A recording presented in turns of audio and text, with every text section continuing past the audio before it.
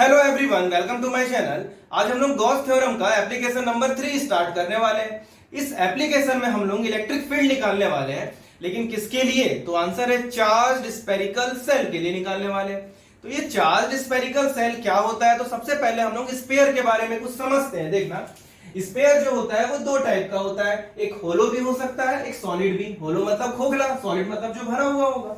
तो जो होलो होता है उसी को अपन सेल बोलते हैं, जो अपन निकालने वाले हैं होलो के लिए सेल। ठीक, तो ये जो स्फीयर होलो जो होगा वो दो टाइप में फर्दर डिवाइड होता है। एक होता है कंडक्टिंग, एक होता है नॉन कंडक्टिंग। कंडक्टिंग मतलब जो कंडक्टर्स हुए, मेटल्स हुए, और नॉन कंडक्टिंग जिसको अपन इंसुलेटर भी बोलते हैं या डाइइलेक्ट्रिक। तो सिमिलरली सॉलिड भी दो टाइप में फर्दर डिवाइड होते हैं, कंडक्टिंग, नॉन कंडक्टिंग। ठीक है, मतलब एक कंडक्टर, एक नॉन कंडक्टर। अब देखना यहाँ क्या है, मान के चलना एक होलो कंडक्टिंग स्फीयर है अपने पास। ठीक है, एक चार्ज Q था, इस चार्ज Q को मैं इस पे दिया। ठीक है, इस चार्ज Q को मैं इस वाले पे दिया, तो क्या ये चार्ज इसके अंदर आ जाएगा क्या? तो आंसर है नहीं आ सकता। क्यों? क्योंकि ये तो होलो है। तो होलो है मतलब अंदर में खोखला है। तो इसका ये मतलब हुआ कि ये जो चार्ज होगा इस स्फीयर के सरफेस में डिवाइड हो जाएगा, बढ़ जाएगा। देखना, ये इसके सरफेस में बढ़ गया, तो अंदर नहीं आ पाएगा। तो इंपॉर्टेंट पॉइंट यहाँ ये था कि अगर होलो कंडक्टिंग स्फीयर है, होलो कंडक्टिंग स्फीयर है, तो चार्ज उसके सरफेस पे लाई करता है। तो चार्ज कहां लाई कर रहा है? सरफेस पे। ठीक है, अगर मैं होलो नॉन कंडक्टिंग स्फीयर को देखूं तो ये भी तो खोखला ही है। तो अगर मैं इसी चार्ज Q को अगर इस पे दूंगा तो ये चार्ज इसके वॉल्यूम में थोड़ी ना आ जाएगा, क्योंकि ये तो खोखला है। तो कहां पर लाई करेगा? तो आंसर है वो रिसाइड हो जाएगा कहां पर? आंसर है सरफेस पर। तो यहां पर भी सरफेस पे ही रिसाइड हो गया। ठीक है, तो ये दो इंपॉर्टेंट पॉइंट यहां से निकला कि स्फीयर अगर होलो है, चाहे वो कंडक्टर हो या नॉन कंडक्टर हो, चार्ज हमेशा उसके सरफेस पे लाई करेगा, वॉल्यूम पे नहीं करेगा। अगर वॉल्यूम पे करेगा तो यहां सॉलिड भी तो होना चाहिए था, ये तो खोखला है, तो यहां तो वैसे भी नहीं आने वाला। ठीक है, अब इसमें आते हैं सॉलिड कंडक्टिंग स्फीयर। तो ये मैं बनाया सॉलिड कंडक्टिंग स्फीयर। ठीक है, तो यहां पर अगर मैं Q चार्ज को दूंगा तो Q चार्ज जो होगा यहां पर भी सरफेस पे लाई करेगा। अब कुछ लोग सोच रहे हैं कि ये तो अब सॉलिड है, होलो तो है नहीं, तो इसके वॉल्यूम में आ जाना चाहिए। तो वो लोग ठीक सोच रहे हैं, आ जाना चाहिए, लेकिन नहीं आता। क्यों? क्योंकि ये जो है सॉलिड है और कंडक्टर है। तो सॉलिड और कंडक्टर जो होगा तो उसके लिए हम लोग एक वीडियो बनाने वाले हैं कि कंडक्टर में जो चार्ज होता है वो सरफेस पे ही लाई करता है, अंदर क्यों नहीं लाई करता है। तो इसके बारे में वीडियो बनेगा, नेक्स्ट आने वाले वीडियो में बनने वाला है। तो अभी फिलहाल दिमाग में ये रखना, इंपॉर्टेंट चीज है, सॉलिड हो और कंडक्टर हो, कंडक्टर होना बहुत जरूरी है। तो चार्ज उसके सरफेस पे लाई करेगा। ठीक है, अभी ये ध्यान रखने का चीज हुआ, मैं इसके बारे में वीडियो बनाने वाला हूं, तब समझ में आ रहेगा। अगर वो नॉन कंडक्टिंग और सॉलिड है, ये रहा नॉन कंडक्टिंग और सॉलिड, तब चार्ज इसके वॉल्यूम में डिस्ट्रीब्यूट हो जाएगा। ठीक है, इंपॉर्टेंट क्या? नॉन कंडक्टिंग, तब ये वॉल्यूम में होगा। ठीक है, अगर ये कंडक्टिंग है तो सरफेस में। इंपॉर्टेंट, तो अगर देखेंगे इसको अपन तो ये तीन के लिए 1 2 3 मींस होलो हो कंडक्टिंग, होलो हो नॉन कंडक्टिंग और सॉलिड हो कंडक्टिंग, तो तीनों का प्रॉपर्टी सेम दिख रहा है। ठीक है, मतलब ये तीनों के लिए तो आंसर भी सेम आने वाला है इलेक्ट्रिक फील्ड का। अब ये वाला देखना, अगर नॉन कंडक्टिंग है तो इसके वॉल्यूम पे डिस्ट्रीब्यूट हो जाएगा। ठीक है, फिलहाल हम लोग के पास यहाँ क्या करना है? Charge spherical shell. Charge spherical shell का मतलब होता है कंडक्टिंग सेल। अगर क्वेश्चन में नॉन कंडक्टर लिखा हुआ है तभी वो नॉन कंडक्टर होगा, अगर कुछ नहीं लिखा होता तो वो बाय डिफॉल्ट वो एक कंडक्टर के लिए पूछा जाता है। ठीक है, तो हम लोग के पास क्या है? Charge spherical shell. स्फीयर जो होलो होगा उसके लिए हम लोग को इलेक्ट्रिक फील्ड निकालना है। मींस हम लोग यहाँ पर देखेंगे तो कंडक्टिंग नॉन कंडक्टिंग वर्ड को यूज नहीं किया, charge spherical shell word use किया। मतलब ये क्या है? एक कंडक्टर को ही लेना है बाय डिफॉल्ट। ठीक है, तो अब एक और भी चीज मैं यहां बनाता हूं। देखना, अगर मैं यहां नॉन कंडक्टिंग सर्कल अगर मैं बनाऊं, ठीक है, तो सर्कल भी तो ऐसे ही बनेगा। तो अगर चार्ज को मैं यहां क्यों दूंगा तो चार्ज इसके सरफेस पे ऐसा डिस्ट्रीब्यूट हो जाएगा। अब कुछ लोग सोच रहे होंगे ये तो वॉल्यूम है, गलत है। क्यों?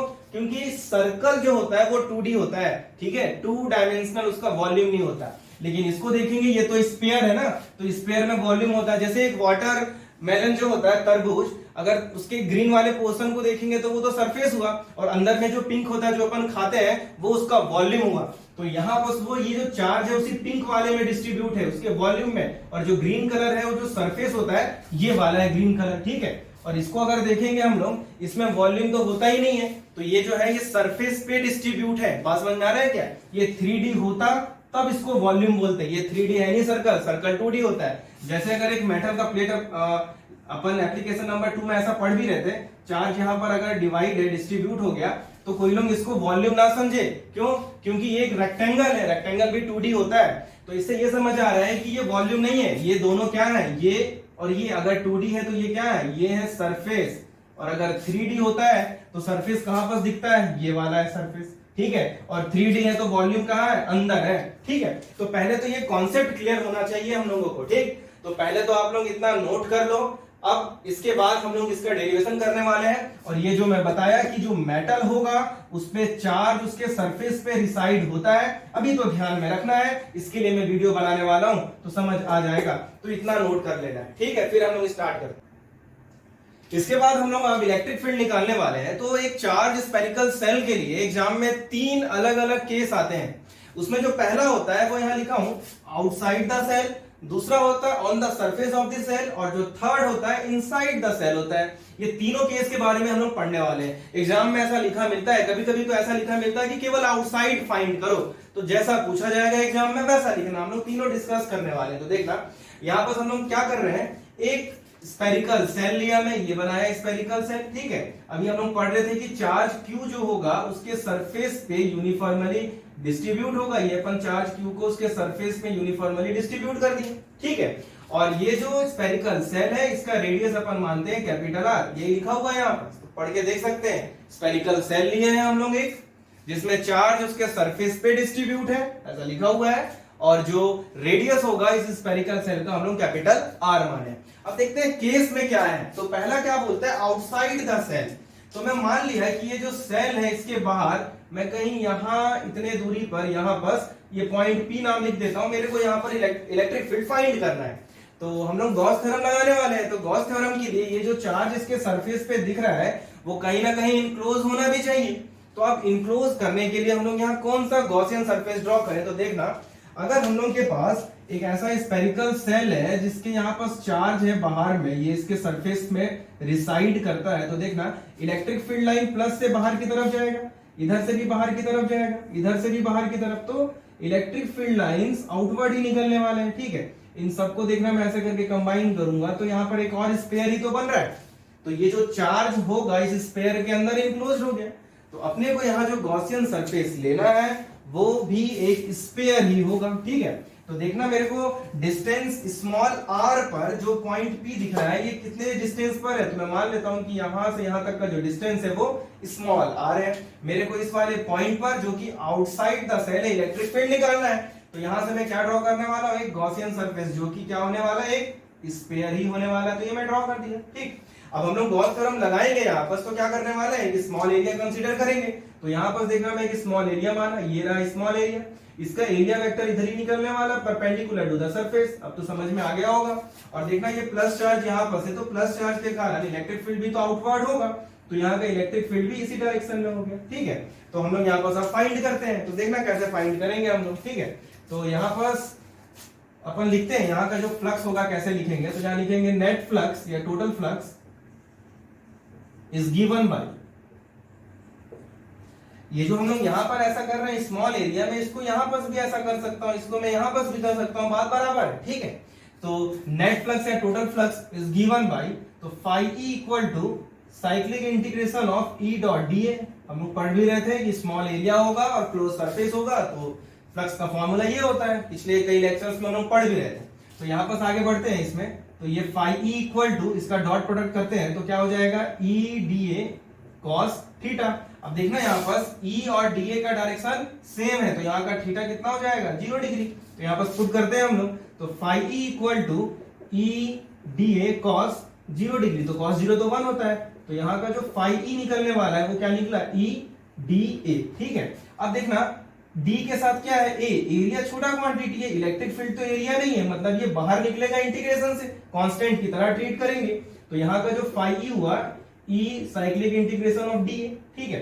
अब ये डी ए क्या है, तो देखना अगर ऐसा छोटा छोटा एरिया में जगह जगह कंसीडर करते जाता तो इसके पूरे सरफेस को मैं कवर कर लेता। मतलब यहाँ पर जो इंटीग्रेशन ऑफ डीए दिख रहा है, वो क्या है, टोटल सरफेस एरिया। ऐसा हम लोग गॉस थ्योरम जब डिराइव किए थे, इसको प्रूव किए थे, तब भी ऐसा लिखे थे, टोटल सरफेस एरिया। छोटा छोटा एरिया को कंबाइन करेंगे तो पूरा सरफेस निकल जाएगा। तो यहां लिखते हैं कि here cyclic integration of dA equal to total surface area. किसका होगा, स्फीयर का होगा।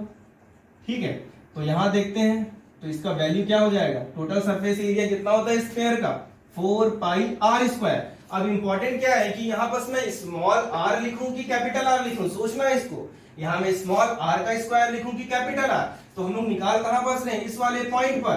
तो देखना सेंटर से यहां तक का डिस्टेंस क्या दिख रहा है, स्मॉल आर, मतलब मैं इस स्फीयर पर हूं, गॉसियन सरफेस पे हूं, तो इसका एरिया जो होगा वो 4 पाई स्मॉल आर का स्क्वायर होगा। तो यहां लिखा है स्मॉल आर का स्क्वायर। तो इसको मानते हैं ये वाले इक्वेशन 1, इसमें हम लोग पुट कर देते हैं, पुट इन फर्स्ट।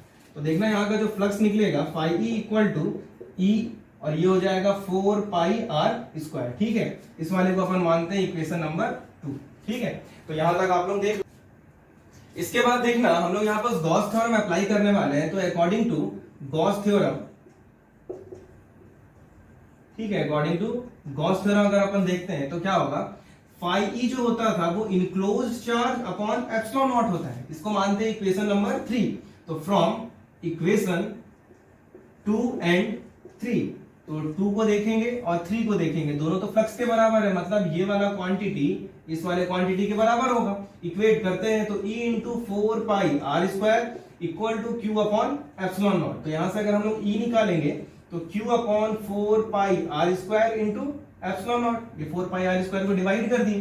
तो इसको अगर अपन कंबाइन करके लिखेंगे तो देखना कैसे लिखेंगे अपन, इसको ऐसे लिखा E equal to 1 upon 4 pi epsilon naught Q upon r square. ठीक है, तो देखना यहाँ पर अच्छे से, 1 अपॉन 4 पाई एप्सिलॉन नॉट को अलग कर दिया, और ऊपर में क्या था Q और नीचे में आर स्क्वायर, इसको अलग कर दिया। ऐसा हम लोग पहले भी निकाले थे। ठीक है, ऐसा हम लोग पॉइंट चार्ज के लिए निकाले थे। तो देखना अगर ये अपना स्फेरिकल सेल है, ये वाला मेरा पॉइंट था, और ये मैं r डिस्टेंस पर यहाँ पर इलेक्ट्रिक फील्ड निकाल रहा था, तो अगर यहाँ पर स्मॉल q होता, इसके सेंटर पर होता, तब मैं यहाँ पर अगर इलेक्ट्रिक फील्ड निकालता, तब भी इलेक्ट्रिक फील्ड कितना निकलता, इतना ही निकलता। ठीक है, ऐसा हम लोग निकाले थे।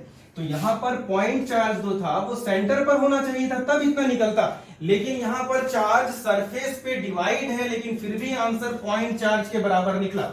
ठीक है, फिर से सुनना, अगर जो ये चार्ज पॉइंट चार्ज के कारण आंसर निकलता, तो ये जो चार्ज Q सरफेस पे डिस्ट्रीब्यूट है, वो सरफेस पे ना होकर के ये सेंटर पर होता, ये सेंटर पर होता, तो मैं यहां से इसके कारण यहां पर इलेक्ट्रिक फील्ड निकालता, तो पॉइंट चार्ज के कारण उतना निकलता।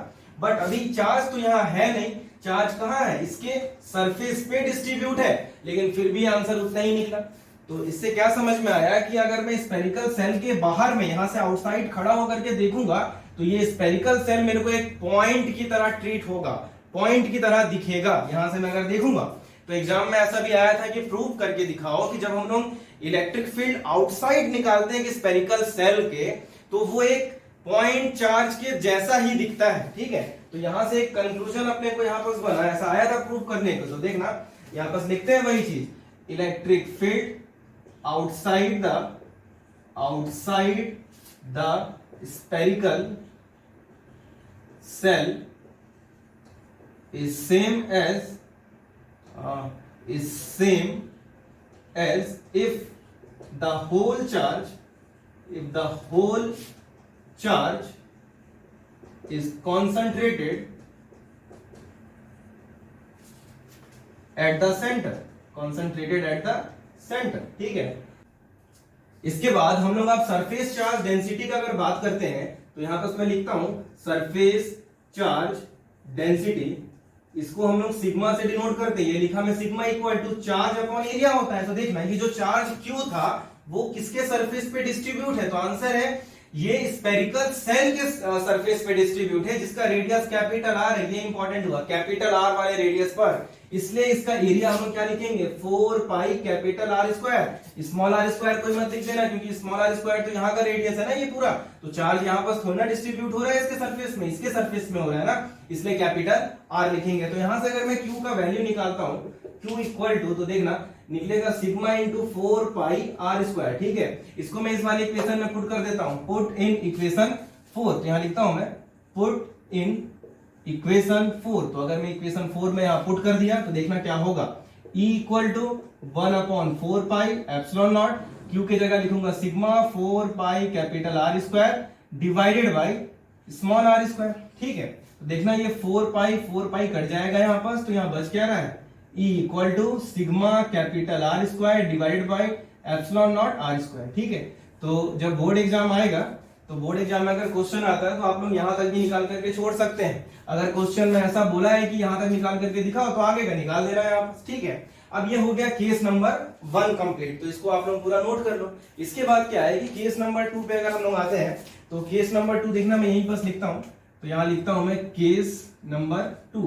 केस नंबर 2 में होता है on the surface, on the surface.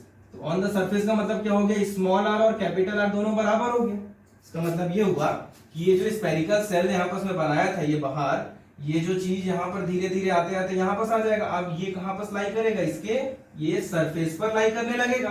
तो ये वाला कंडीशन जो फर्स्ट था इसको हम लोग ऐसे भी बोल सकते हैं आर ग्रेटर देन आर, मतलब छोटा आर बड़ा था कैपिटल आर से, ये फर्स्ट कंडीशन। सेकंड को देखेंगे अगर तो कैपिटल आर और स्मॉल आर दोनों क्या होने वाला है, बराबर होने वाला है। तो हम लोग यहाँ पर क्या करने वाले हैं, देखना ये जो इक्वेशन है यहाँ पर हम लोग डायरेक्ट स्मॉल आर की जगह क्या पुट कर सकते हैं, कैपिटल आर।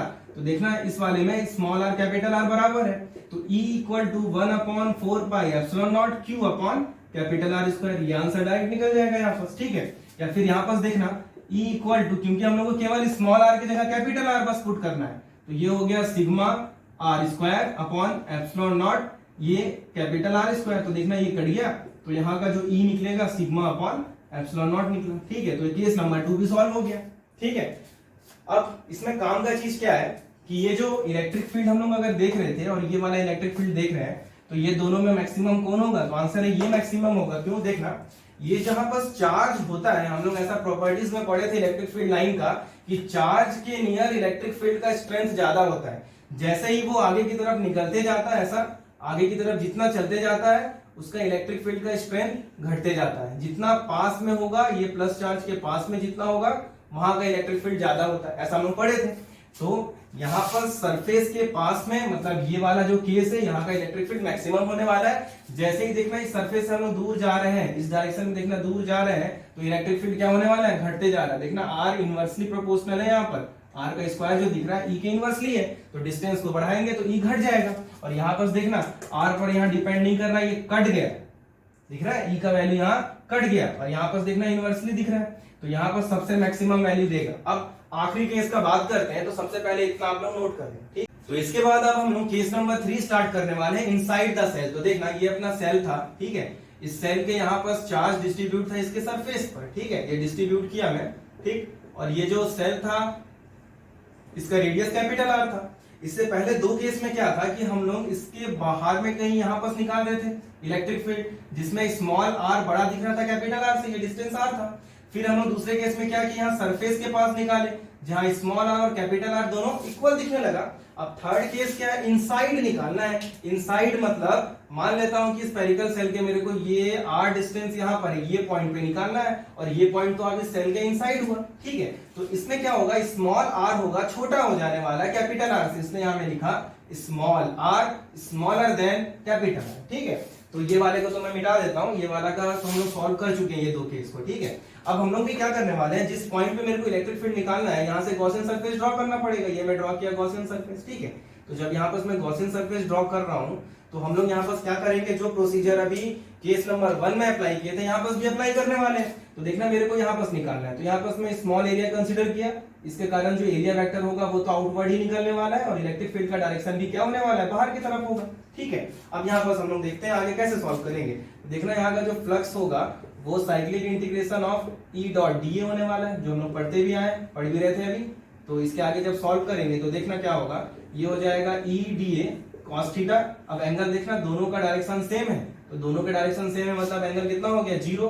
तो यहाँ पर मैं डायरेक्ट लिखता हूँ cos 0 1 होता है, तो यहाँ क्या बचेगा, ई डी ए। ठीक है, अब इसके आगे अगर मैं सॉल्व करता हूँ तो देखना ये जो फ्लक्स होगा ई तो बाहर निकलने वाला है, और ये हो जाएगा डी ए टोटल एरिया। अब अपने को इतना नॉलेज होना चाहिए, यहाँ पर एरिया में क्या लूंगा, तो देखना मैं किस पॉइंट पर निकाल रहा था इलेक्ट्रिक फील्ड, यहाँ बस निकाल रहा था।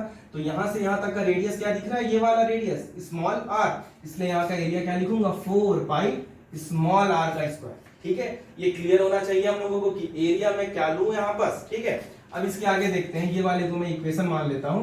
अपन कहाँ तक निकाले थे, 4 तक शायद निकाले थे अपन, तो इसको अपन मान लेते हैं इक्वेशन नंबर 5। ठीक है, या जो भी इक्वेशन अपन माने होंगे उसके बाद का ये इक्वेशन मान लेना आप लोग, यहाँ मैं मिटा दिया उससे पता नहीं चल रहा है। ठीक है, मान लेते हैं इक्वेशन नंबर 5 है ये। ठीक, अब इसके आगे अकॉर्डिंग टू गॉस थ्योरम, ऐसे लिख देते हैं डायरेक्ट शॉर्टकट में, अकॉर्डिंग टू गॉस थ्योरम।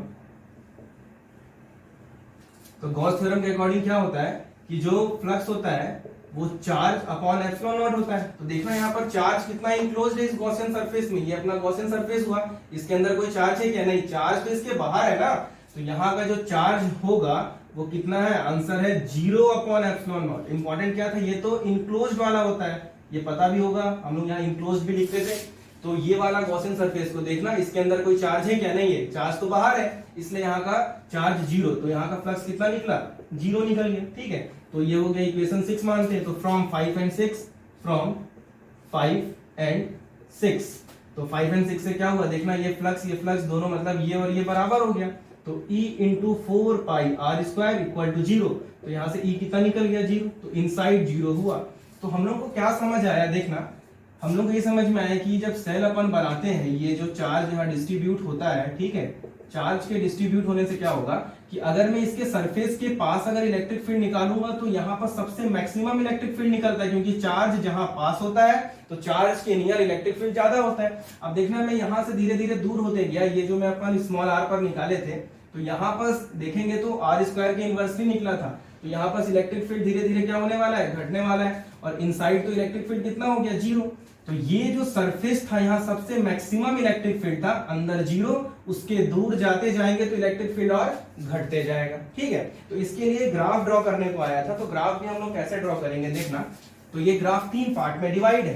तो ये ग्राफ अपन बनाते हैं, यहाँ देखना, ये अपन बनाए, यहाँ पर ये लिखे अपन इलेक्ट्रिक फील्ड, और यहाँ पर क्या है, डिस्टेंस पर है।